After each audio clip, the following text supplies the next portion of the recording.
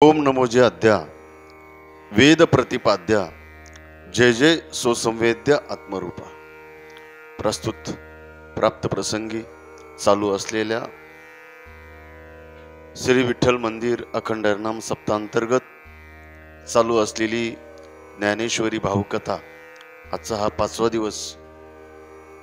गेली 4 दिवसापासून आपण ग्रंथराज ज्ञानेश्वरीचा परिचय, ग्रंथ परिचय, ग्रंथकर्त्याचा परिचय, ग्रंथ निर्माण होण्याची कारण हे पाहत पाहत अनेक घटना, अनेक कथा त्याच्यामध्ये येऊन गेल्या आणि अगदी खेळीमिळीच्या आनंदामध्ये आपलं चिंतन चालू आहे। असं काही नाही का तुम्हाला खूप किचकट विषय सांगितला आणि त्याच्यामध्येच गुरफडवलं, असं काही नाही। तर आपल्या पहिल्याच ओळीवरती आपलं चिंतन चालू आहे, पण आपल्याला 18ही अध्यायाचा विचार करायचा आहे। प्रत्येक अध्यायाचं वेगवेगळं वैशिष्ट्य आहे। जसा पहिला अध्याय अर्जुन विषाद योगो नाम आणि शेवटचा अध्याय जर बघितला मोक्ष संन्यास योगो नाम। 2 अध्याय आहेत। पहिल्या अध्यायात दुःख झालं, विषाद झाला आणि शेवटच्या अध्यायात मोक्ष। म्हणजे या ग्रंथाचं एकमेव तात्पर्य असं आहे का जीवाला अज्ञानातून ज्ञानाकडे नेलं जातं, जीवाचं अज्ञान रूपी अंधकारातून ज्ञान रूपी प्रकाशाकडे नेण्याचं काम हा ग्रंथ करतो। म्हणजेच आपल्याला मोक्ष मिळावा। आणि कुठल्याही ग्रंथाचं प्रयोजन जर बघितलं, फल बघितलं, तर प्रत्येक ग्रंथाचं फल एकमेव आहे, भगवत प्राप्ती। आपण सप्ताह काय करतो? नामस्मरण व्हावं, भगवत प्राप्ती व्हावी, नामचिंतन व्हावं। तसंच ग्रंथकर्त्याचं एक मनोगत असतं का ग्रंथ वाचल्यानंतर अज्ञानाची निवृत्ती आणि भगवत प्राप्ती हा एकमेव संदेश ग्रंथकर्त्याचा असतो। तसं भगवत प्राप्तीचे अनेक साधनं सांगितले। वेगवेगळ्या युगामध्ये वेगवेगळी साधनं होऊन गेली। कृतयुगामध्ये वेगळं, त्रेतायुगामध्ये वेगळं, द्वापार युगामध्ये वेगळं आणि कलीमध्ये वेगळं। सांगा, कृतयुगामध्ये भगवत प्राप्तीचं जे साधन सांगितलं ते आता करता येणं शक्य आहे का? कृतयुगामध्ये वेगळं साधन, यज्ञ, कर्मकांड, ज्ञान, तप, ही साधनं आता शक्य नाही ना। योग साधना सोपी का? आता ज्या वेळेला 6वा अध्याय येईल ना ज्ञानेश्वरीचा, त्या 6व्या अध्यायामध्ये माऊली सांगतात योग साधना एवढी सोपी समजू नका। घरामध्ये टीव्ही लावून दिला, रामदेव बाबाचं योगासन चालू आणि आपलं चालत नाही। माऊली म्हणतात योगासन प्राणायाम करायचा असेल तर ती जागा कोणती असावी, इथून सुरुवात आहे। ग्रंथातल्या ओव्या सांगतो बरं का। माऊली म्हणतायत जागा कोणती पाहिजे? परी आवश्यक पांडवा, आईसा ठाव जोडावा, तेथ निगुड मठ व्हावा का शिवालय। माऊली लिहिताय घरामध्ये प्राणायाम शक्य नाही। परी आवश्यक पांडवा, आईसा ठाव जोडावा, कैसा? जेथ निगुड मठ व्हावा का शिवालय। तिथं मठ असावा, नाही तर शिवालय असावं। प्राणायामाची जागा कोणती? तिथं मठ असावा किंवा शिवालय असावं, दक्षिण वाहिनी नदी असावी आणि मग अशा ठिकाणी तो योगी प्राणायाम करतो। आपल्याला शक्य आहे का? शिवालय पाहिजे, भगवान महादेवाचं मंदिर पाहिजे, दक्षिण वाहिनी नदी असावी आणि मग तिथं प्राणायामाला बसता येतं। आणि एवढं सोपं नाही योग साधना करत असताना माऊली पुढे लिहित आहेत ग्रंथामध्ये, ज्ञानेश्वरीमध्ये, योग्याला एवढी दुःख सहन करावी लागतात, किती? जया ज्ञाना लागी गगन गिळताती योगी। योग्याला गगन म्हणजे आकाश गिळण्याचं दुःख सहन करावं लागतं। कोणते कोणते दुःख आहेत? माऊली लिहित आहेत, त्याला जर तहान लागली, तहान लिया तहानाची प्यावी, भुकेलिया भूकाची खावे। एवढं दुःख आहे, ते आपल्याला शक्य आहे का या कलियुगामध्ये? आणि मग अशा ठिकाणी तो योगी प्राणायामाला बसतो, उत्तरेकडे तोंड करतो, उत्तर दिशा इकडेच आहे ना, उत्तरेकडे तोंड करतो, दर्भासन घालतो, त्याच्यावर तो प्राणायामाला सुरुवात करतो. प्राणायाम म्हणजे काय? प्राणायाम म्हणजे ऐकून ठेवा, आपल्या शरीरामध्ये 72,000 नाड्या आहेत. किती? 72,000 नाड्या आहेत. त्याच्यामध्ये 24 नाड्या प्रमुख आहेत. किती नाड्या? 24. आणि त्याच्यामध्ये 3 नाड्या प्रमुख आहेत. 24 मध्ये पण 3 नाड्या प्रमुख. एकीला इडा म्हणतात, एकीला पिंगला म्हणतात आणि एकीला सुषुम्ना म्हणतात. एका नाडीने श्वास घ्यायचा, दुसऱ्या नाडीने थांबवायचा, तिसऱ्या नाडीने सोडायचा, यालाच काय म्हणतात? प्राणायाम. त्याला प्राणायाम म्हणतात. आणि मग तो योगी त्या मठाजवळ, दक्षिण वाहिनी नदीजवळ उत्तरेकडे तोंड करून दर्भासनावर प्राणायामाला सुरुवात करतो. आणि मग श्वास घेतो, थांबवतो, सोडतो, श्वास घेतो, थांबवतो, सोडतो, असा प्राणायाम सुरुवात करतो. आणि मग असा प्राणायाम करता करता शरीर उष्ण होतं, तापतं. जशी गाडी दिवसभर जर चालवली, गाडी कशी गरम होते, तसं त्या योग्याचं शरीर तापतं, उष्ण होतं. आणि मग शरीर उष्ण झालं का त्याच्या बिंबीजवळ 3.5 वेटोळे घालून एक कुंडलिनी शक्ती असते, सर्पासारखी. आणि मग त्या उष्णतेनं ती झोपलेली असते, उष्णतेने ती जागी होते. जागी झाली का ती लगेच प्रवासाला सुरुवात करते. जसं आपण दिंडीत जातो ना, दिंडीत गेल्यानंतर दुपारची विश्रांती जर असेल 5-10 मिनिटाची, तर वारकरी झाडाखाली झोपतात. जर का नगारा वाजला का उठल्या पहिला तो रस्त्याला धावतो. मग त्याचं काय, पिशीच राहून जाते, कागदच राहून जातो, छत्रीच राहून जाते. पण उठल्या उठल्या त्याच्या मनामध्ये एकच, पालखी पुढे निघून जाईल, आपल्याला दिंडीत गेलं पाहिजे. तसं शरीर तापल्यानंतर त्याच्या बेंबीजवळ 3.5 वेटोळे घालून बसलेली ती कुंडलिनी शक्ती जागृत होते, लगेच प्रवासाला सुरुवात करते. तिला प्रवास कुठं करायचा? इथून तर इथपर्यंत. इथं ब्रह्मरंध म्हणतो आपण त्याला. आणि मग ती कुंडलिनी शक्ती प्रवासाला सुरुवात करते. पण तिला 6 प्रकारचे प्रतिबंध येतात. किती प्रतिबंध? 6. त्यालाच शास्त्रामध्ये षडचक्र म्हणतात.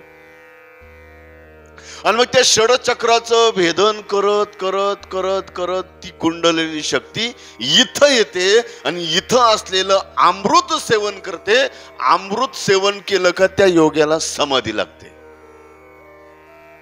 समाधी कधी लागते? आता सांगितलं ना, समाधी लागण्याकरता एवढी प्रोसिजर पूर्ण करावी लागते. आणि मग त्या योग्याला समाधी लागतेच, म्हणजे तर भगवत प्राप्तीचं सुख मिळतं. आता करता येईल का ते आपल्याला? योग साधन करता येणं शक्य नाही. माऊली म्हणतात योग साधन करायची गरजच नाही.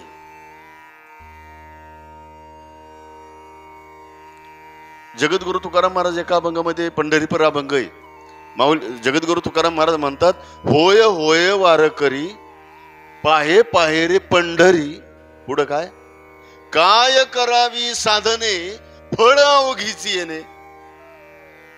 अरे फळ जर पंढरीला जाण्याने भेटत असेल, करता कशाला तप करायचं, कशाला जप करायचा, कशाला यज्ञ करायचा? हरिपाठामध्ये एक प्रमाणे बघा, ठाईचं बैसोनी आवडी अनंत. अजून एक प्रमाणे बघा, वनात जायची गरज नाही, तप करायची गरज नाही, यज्ञ करायची गरज नाही. कोणतं प्रमाणे सांगा बरं हरिपाठातलं? न लगती सायास जावे वनांतरा, सुखे येतो घरा. एवढं कलीमध्ये सोपं साधन आहे. यज्ञ करायची गरज नाही. ज्ञानेश्वरीमध्ये एक माऊली उभी लिहितात. आता 2-3 दिवस आपण जास्त ओव्या तुम्हाला मी सांगितल्या नाही. आपला खेळीमेळीतून, आपल्या कथा रूपातून ग्रंथराज ज्ञानेश्वरीची भावकथा चालू होती. पण आज थोड्या कथा आल्या, आज थोड्या ओव्या आल्या. माऊली म्हणतात, जरी मंत्रेशी वैरी मरे. माऊली काय लिहितात? अवघड असणारी वस्तू जर सोप्या साधनाने मिळत असेल तर अवघड साधनं करायची गरज नाही. माऊली त्याच्यावरती एक ओवी लिहितात, जरी मंत्रेशी वैरी मरे तरी का बांधावी कट्यारे, रोग जाये दूध साखरे तरी कडू निंब का प्यावा. अर्थ कळाला का?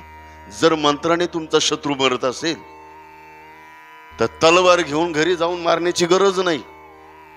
जर तुमचा रोग दूध साखरेनं जात असेल तर कडुलिंबा पाल्या खाल्ल्याची काय गरज आहे?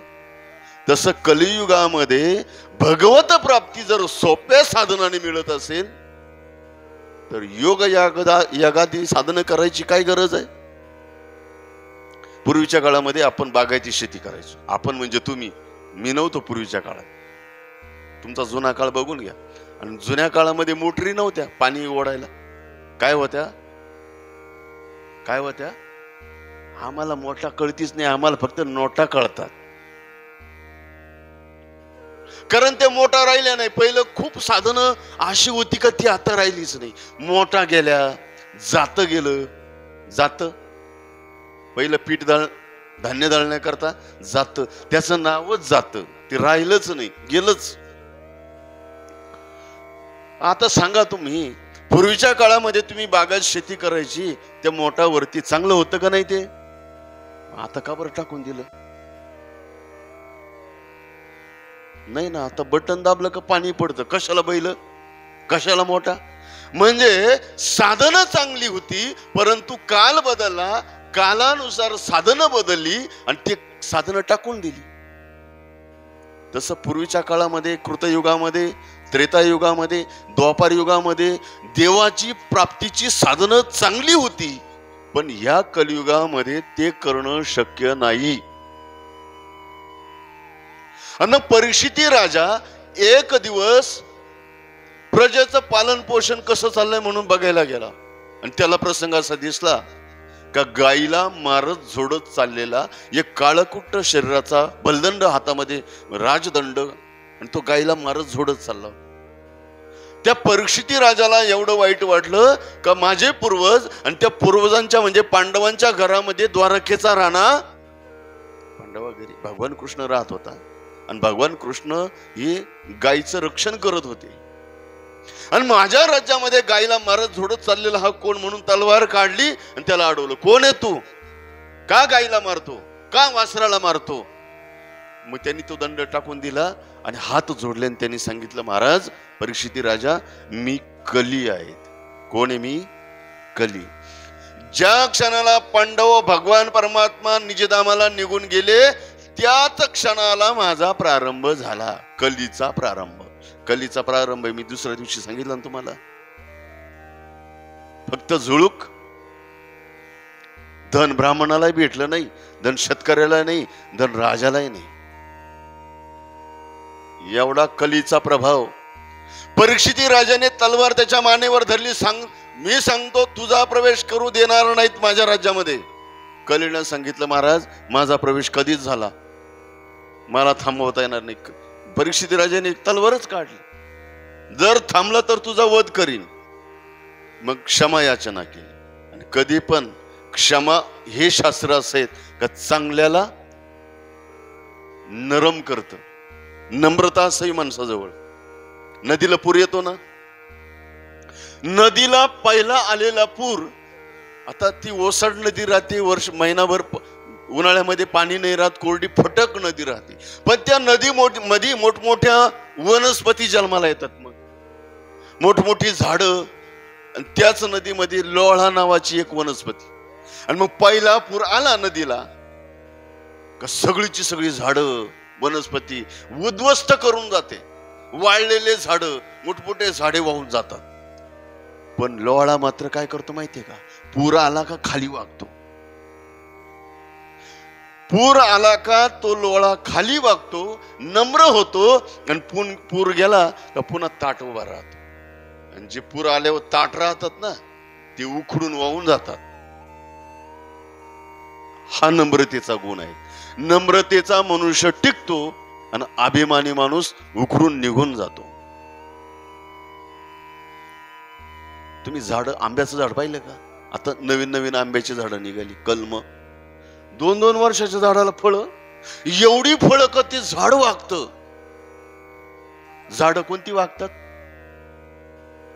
झाडं कोणती वागतात? ज्यांना फळं लागली तेच झाडं वागतात. तुमच्या नाही लक्षात आलं?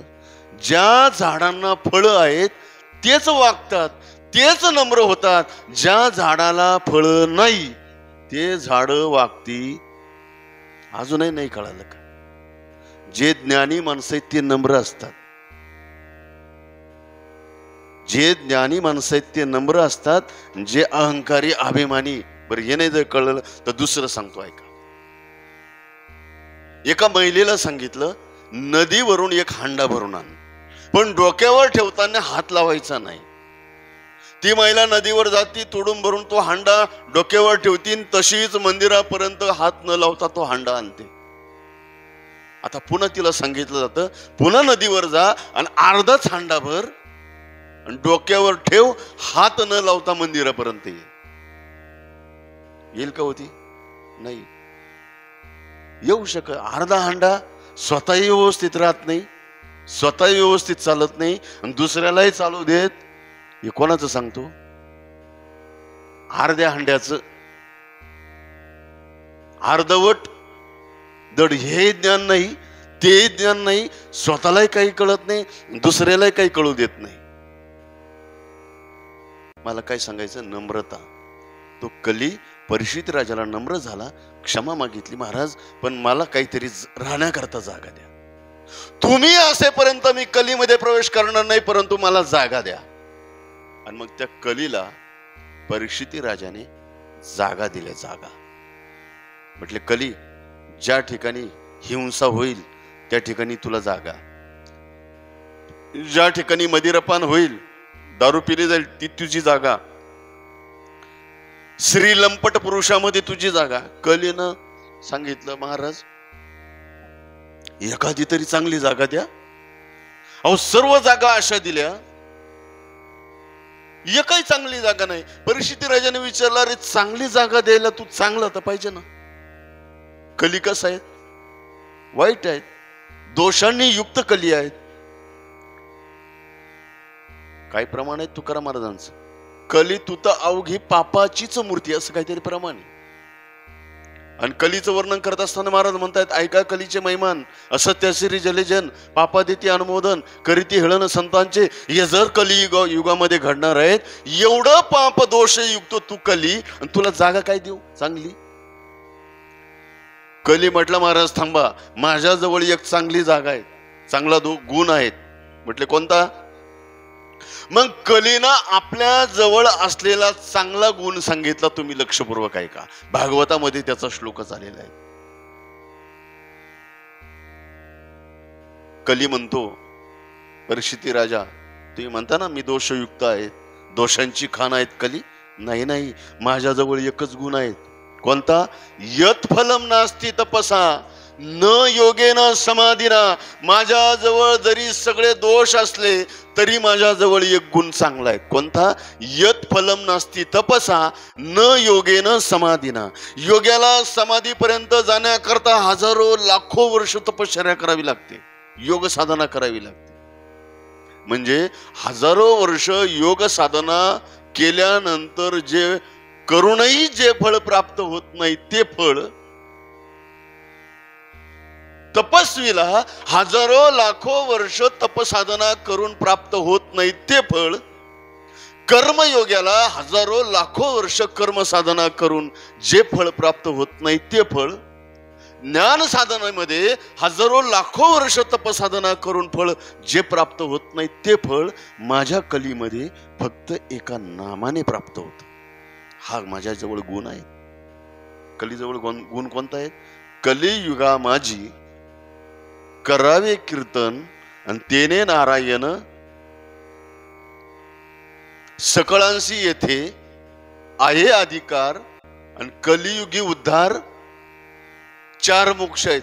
तुका म्हणे नामा पासी चारी मुक्ती, ऐसे बहुता ग्रंथी बोली. म्हणजे अनेक युगांमध्ये अनेक अनेक भगवत प्राप्तीची जरी साधने सांगितली तरी कलियुगामध्ये ती साधनं करायची गरज नाही. या कलियुगामध्ये अतिशय सोपं साधन ना. माऊली मागाशी म्हटले ना, जरी मंत्रीशी वैरी मरे, कशाला घरी जाऊन मारायचं? मंत्राने जर तो मरत असेल, आता पंढरीच्या बाबतीत तेच प्रमाण आलेले आहेत. पंढरीचं वर्णन करत असताना जगद्गुरु तुकाराम महाराज म्हणतायत, मोक्ष मिळवण्याकरता माणसं काशीला जातात. काशीलाच का बरं? काशीला, आता शिवपुराणमध्ये मोठी कथा आहे ती भगवान शंकराची. या जगतामध्ये पहिली जागा निर्माण केली, पहिलं नगर निर्माण केलं ते काशीचं.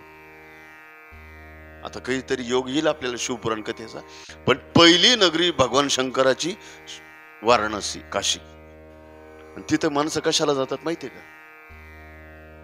मोक्ष मिळवायला. पण काशीत गेल्यावर मोक्ष का मेल्यावर मोक्ष? मेल्यावर मोक्ष. कारण माऊली सुद्धा ज्ञानेश्वरी मध्ये लिहितात, मोक्ष देऊनी उदार काशी होय कीर, पण परी वेचणे लागे शरीर दिये गावी. सगळे ज्ञानेश्वरी मध्ये ओवे आहेत. काशी मोक्ष देण्याला उदार आहेत, पण तिथं मरावं लागतं. आता काही काही माणसं रिटायरमेंट झाली, बँक बॅलन्स असतो, आणि मग माणसं जातात बा तिथं, मस्त पैसे वगैरे येतात अकाउंट मध्ये आपोआप, आणि मग तिथं जीवन उर्वरित घालवायचं. आणि मग म्हातारे माणसं रिटायर झाले का काशीला जातात उर्वरित जीवन घालवायला. मृत्यू आला का आपल्याला मोक्ष मिळाला. पण इकडे काय होतं, नातवाचं लग्न निघतं, आणि मग मुलं फोन करतात, पप्पा बाबा काय असेल ते फोन करून सांगतात, लग्नाला या 2 दिवस 8 दिवस राहा, लग्न झालं का पुन्हा काशीला. आणि मग म्हातारं लग्नाला येतं, आणि इकडंच काशीला मोक्ष मिळतो, पण तिथं मरायला सुद्धा पुण्य पाहिजे. कोणालाही मोक्ष मिळत नाही, कोणालाही मरण तिथं येत नाही.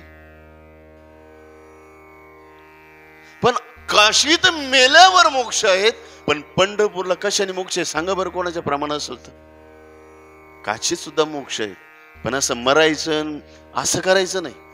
काशीत तुकाराम महाराज म्हणतात मोक्ष आहे, पण काशीत एवढा सरळ मोक्ष आहे. तुका म्हणे मोक्ष देखिल्या कळस, तुका म्हणे मोक्ष देखिल्या कळस, तात्कार हा नाश अहंकाराचा. तुकाराम महाराज म्हणतायत काशीला मेल्यावर मोक्ष आहे, आणि आमच्या पंढरीमध्ये कळसामध्ये मोक्ष आहे.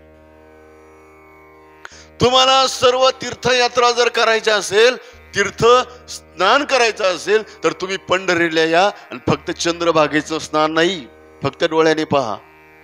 अवघीच तीर्थे घडती एक वेळा, चंद्रभागा डोळा देखलिया. स्नान सुद्धा करायची गरज नाही, फक्त चंद्रभागेला डोळ्याने पहा, का तुम्हाला अवघ्या तीर्थाचं स्नान मिळण्याचं पुण्य मिळतं. म्हणून अनादी काळापासून भगवत प्राप्तीचे अनेक साधनं सांगितली, पण या कलियुगामध्ये मात्र एकमेव साधन आहेत नामचिंतन.